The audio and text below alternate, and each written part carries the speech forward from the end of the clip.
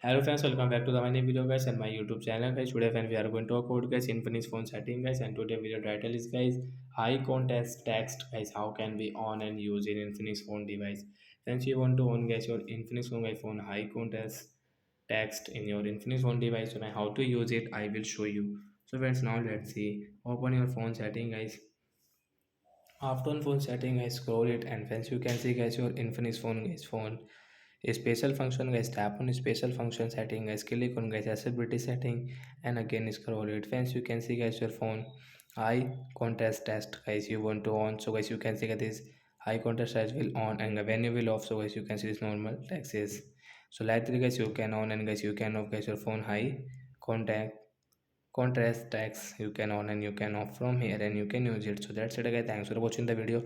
I hope friends you understood how to on and off and how to use high context tags. So bye guys, thanks for watching the video.